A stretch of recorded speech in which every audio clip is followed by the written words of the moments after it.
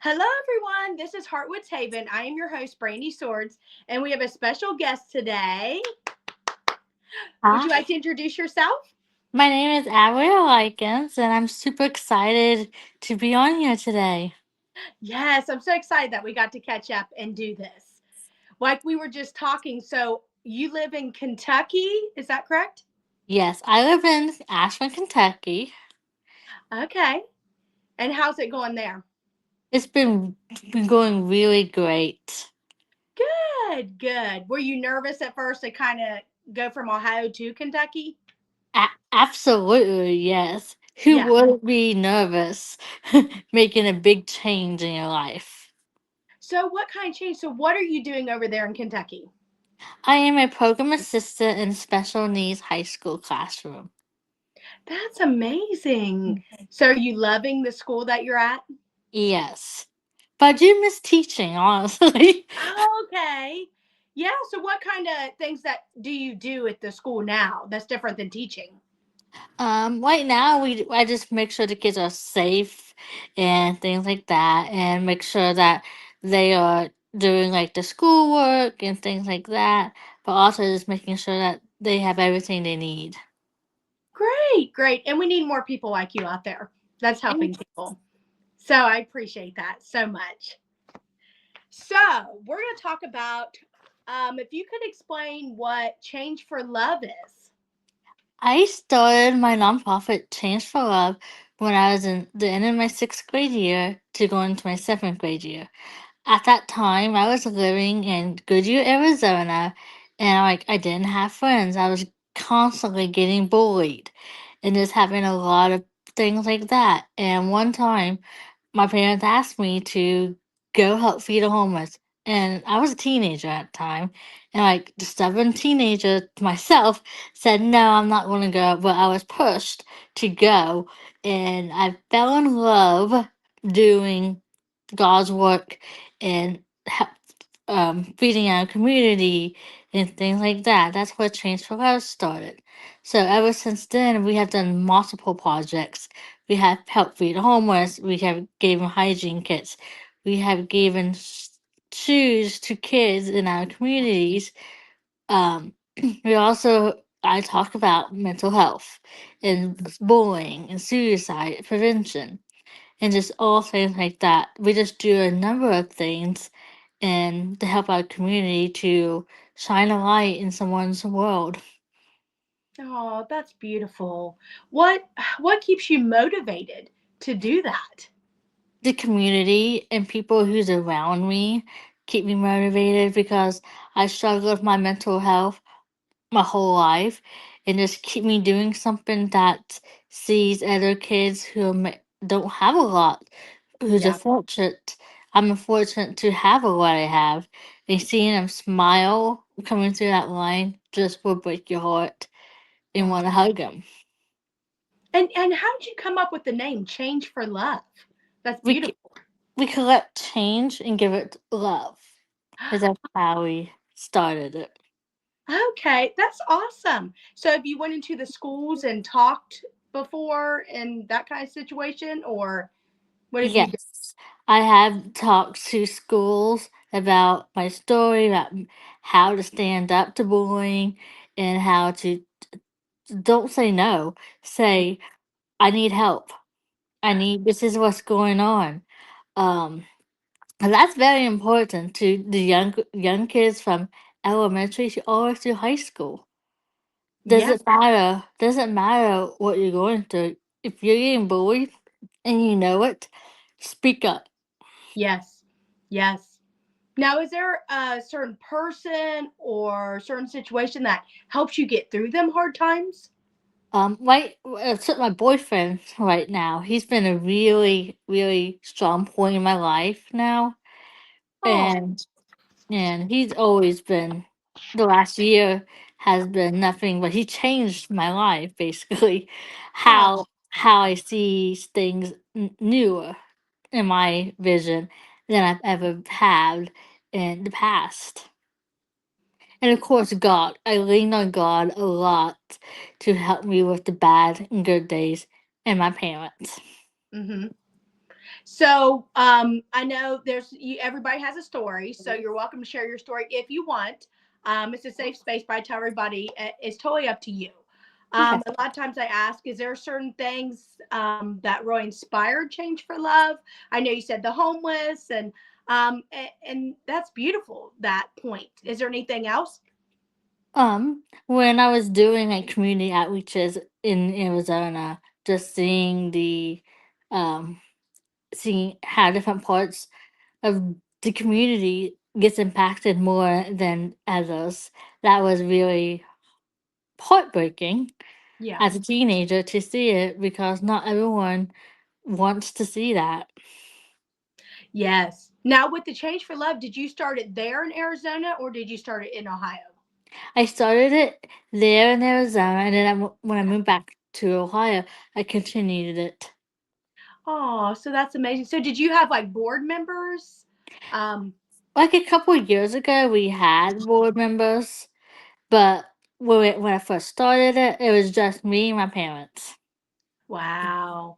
I mean, that's beautiful to be that age and already have that drive and motivation, and just the compassion that you had to be like, we need to help others because of Hmm. what I went through.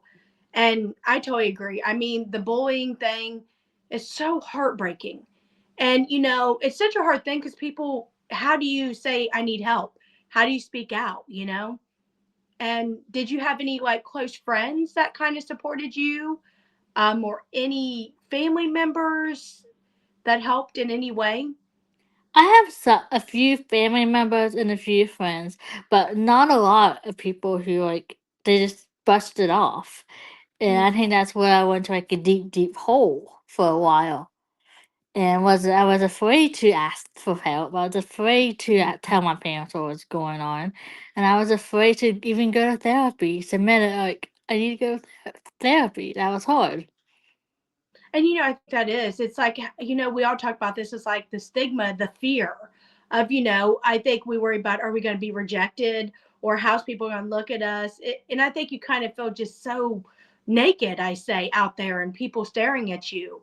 And you're so brave that you've came out and started this. And we always laugh because I met you through Amanda, and Yes. always like, you need to talk to her. She's doing amazing things.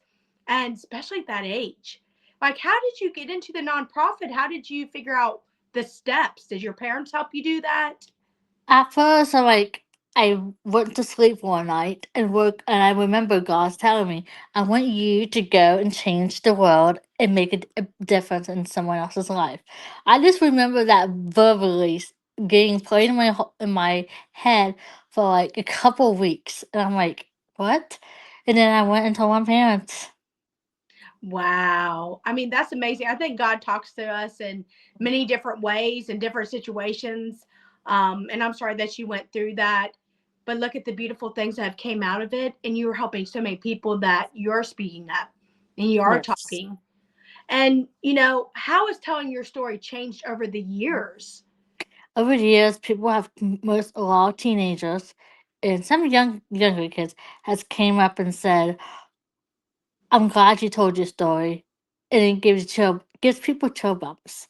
Like Oh, when would go tell people my story, they would give chill bumps because I can relate to you. I want to speak up more. oh, that's beautiful. I mean, that's just got to make you feel so good because you see you're doing what you're supposed to do. You're doing your purpose, you're helping others. Um and we always talk about like tomorrow needs you. What does that mean to you? If you're struggling and you don't know if your tomorrow is going to be here, just reach out to someone. If you're afraid to reach out to someone who will just talk to you. Reach out to someone to listen to a podcast or listen to someone on YouTube as a motivation speaker saying Yeah. that tomorrow needs you because I had so many people I've talked to over the years who said tomorrow I need someone to talk to. And I would sit on the phone for hours on end and just listen. I won't judge you what's going on, but I would just listen because that's who they need is someone to listen and redirect them from going from a bad place to a moderate place in their life. Yeah, and I think you're right because we talk about this all the time with my group. Is just someone being there, just listening, no judgment. And we don't all have the answers, but I think it's just someone being there and caring and say, "I support you. What can I do to help?" And if I can't help, I'll just sit with you. I'll just be your friend. Um, and the biggest thing is, what do you do on them hard days? I What have helps what helped me is that my therapist told me to start journaling. you? Okay. And like she told me to just journal when I'm having bad days. If I need to scream, scream, but Mhm. just journal and just talk to have your friends who can be supportive. And I have done that. And I think, do you keep your journals that you've wrote Yeah, in? I do keep them because sometimes like you're having a bad day, you just look at them and say, "Hey, you survived this and this," and you just continue to move forward. And that's amazing. It's amazing to have your positive attitude and do that. And I'm like you. I like journaling, and I'm such a nature person. I like to be barefoot and go outside. And just ground is my big thing. And laughter has kind of gotten me through a lot of things. I think we have so much heaviness with everything going on. And I just think laughing at yourself, enjoying yourself. We all make mistakes, but sometimes you just gotta laugh, you know. Yes, So laughter is key. yeah, and I think so. So I mean, is it like with you? Is it easy to laugh at yourself? Are you hard on yourself? I always ask everybody. Like me, I'm just like a little child. So I'm like, I laugh at myself. I get up and I'm like, hey, just deal with it. Sometimes I'm hard on myself, but sometimes I just laugh it off. Like I just listen to music, laugh it off, and like tomorrow's a better day. Yes, yes. And when you came out with your story, did you worry about like judgment? Did you worry about people around you that were gonna, judge you or not accept what you were saying? Yes, I was really hard on myself when I started talking about what was going on because I was afraid that my ex boyfriend would come after me. And Mm, I was afraid for my safety until I started going to therapy and telling my therapist what was going on, my thoughts and things, mm. and things like that. But also, I was afraid of how people would take it too. Like, and people would give me like the sad looks, like, "Why didn't you say anything back then?" But also, I'm like, I want to say it now that the people who hears it can relate to it. Yeah, and you're right. And I think that's a lot of it. And once you start coming forward and once you start doing your therapy, did you kind of feel like a relief or did you start feeling safer? How did you feel when you started doing all the different steps to help yourself? Relief, like something just happened, like a relief that I can be myself now and not have something on my heart that is hurting me. Yeah. Yeah. And I always say that it's kind of like a heaviness, and it's finally lifted and you're like, you can breathe again. And I think just going through anything that has mental health related or any situation you go through, I think you kind of hold your breath, you know, and you just don't breathe. And I remember my situation and kind of finally telling a little bit about my story and letting it out. I just felt like I could breathe again was a big one. So, where were you born? We didn't even talk about any of that. Where you're from? I was adopted in Da Nang, Vietnam. Okay. And how old were you when you were A adopted? baby. I was 3.5 months. Wow. I mean, that's amazing. Have you ever went back over or visited any? Yes. When I was in first grade when we adopted my sister. Oh, that's amazing. How many siblings do you have? I have 6 siblings. Okay. Now, are you the oldest? I'm the oldest daughter. Okay. Okay. So, did you kind of feel the pressure of wanting to be like they're watching you and you kind of lead them? Did you feel like that? Yes, like there's a way like the oldest daughter has all of this on the shoulders, but I want them to have someone they can look up to and just talk to. That's amazing. And do you have like a website for Change for Love? How can people get a hold of you? I still have my Facebook group, my Facebook Okay. active still on there. People go to get a hold of me there, or through like they see me on Facebook, they message me. Yes. And we definitely need to get together. I know you're in Kentucky and it's kind of hard, but I would love to get together, and us kind of brainstorm and what can we do for the community, now that you're in Kentucky, I'm in Ohio, what can we do? Yeah, That's I the know. I know that down here in Ashland, they don't have a lot of things like right. suicide prevention and things like that. Maybe want to change that. They need some Yeah. more things down here to support their kids and the young adults. Yeah. And maybe you're meant to go there. Like we just said, maybe your journey is to go there next because you did so many amazing things in Ohio. So there's a new challenge for you, a new state. Yes, Hmm. So what kind of kids, what age group do you deal with kids? high school. Okay. Now, did you prefer high school? Is that what you wanted to do? My degree is in early childhood, Okay. but I'm like, I want to take a new challenge. Yeah. And you're brave. I mean, you said you're going to move and it's a big step and you did it. And you're doing Yes. amazing things. Mm-hmm. Yep, I struggled a lot through my life, and now where I'm at, I feel like I'm more at peace. Oh. And sometimes a change can give you peace. So is it, like you said, is it a lot easier now sharing your story and kind of going out there since you've been doing it? How long have you been doing it for now? I don't know, a long time. Man.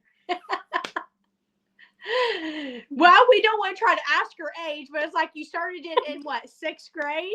Yes. Okay. Not to put you on the spot, but You yes. know what? But yeah, I started like a couple years ago just telling my story and things like that. So, so like you said, like you have a new boyfriend, or how long you guys been dating?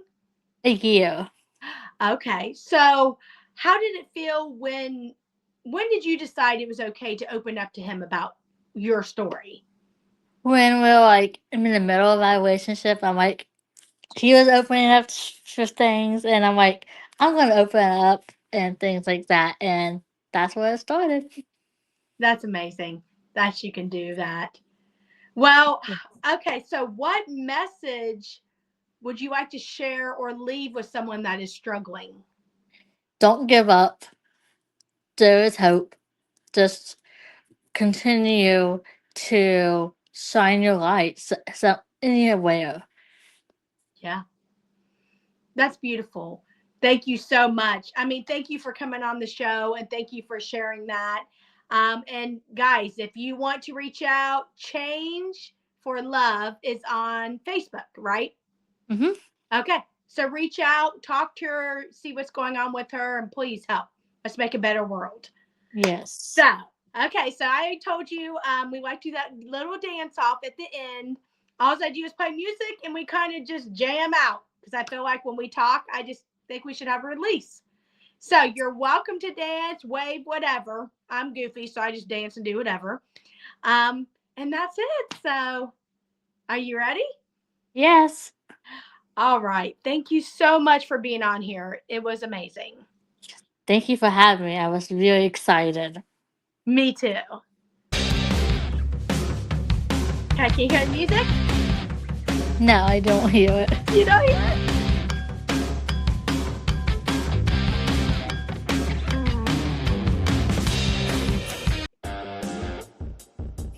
Is that one coming through? No. I can just act like it's coming through. All right, we'll just do this act like, and then I'll put music to it. How about that? Okay.